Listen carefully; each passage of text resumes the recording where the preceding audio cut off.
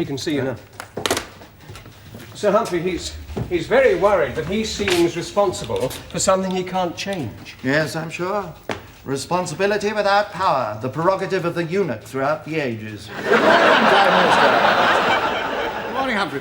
What was that you were saying? Oh, nothing, Prime Minister. I understand that you're worried about the local education authority. No, Humphrey, I'm worried about the Department of Education and Science. Indeed. In my opinion, the DES does a splendid job. Be that as it may, look what's happened to education in this country. This is a question from a religious studies paper. Which do you prefer, atom bombs or charity?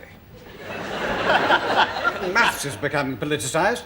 If it costs £5 billion a year to maintain Britain's nuclear defences and £75 a year to feed a starving African child, how many African children could be saved from starvation if the Ministry of Defence abandoned nuclear weapons?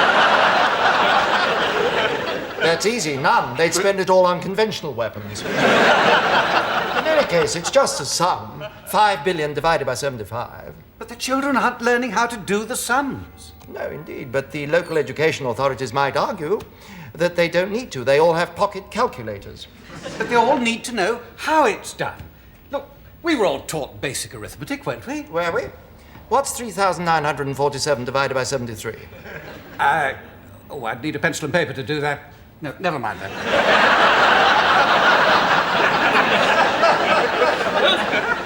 I could do it when I left school. But now you'd use a calculator. That's not the point. I mean, look at Latin. Hardly anybody knows that nowadays. Tempora mutanta nos et mutamur in illis. Times change and we change with the times. Oh, precisely. Si tacuis es, philosophus mensis es. What does that mean? If you'd kept your mouth shut, we might have thought you were clever. Oh, not you, Prime Minister. No, that's the translation. No one would ever have thought Sir Humphrey was saying that about you. Go away, Bernard, please. I can't believe it, Humphrey. You had a conventional, strict academic upbringing. Are you denying the value of it? Well, what's the use of it? I can't even call upon it in conversation with the Prime Minister of Great Britain. Education in this country is a disaster. We're supposed to be preparing children for a working life. 3/4 of the time, they're bored stiff. Well, I should have thought that being bored stiff for 3/4 of the time was an excellent preparation for working life.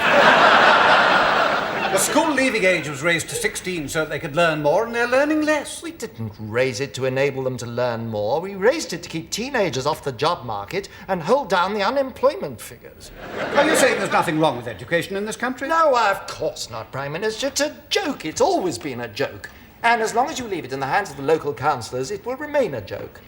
I mean, half of them are your enemies anyway, and the other half are the sort of friends who make you prefer your enemies. Well, what are you saying? I'm saying that education will never get any better as long as it's subject to all that tomfoolery in the town halls.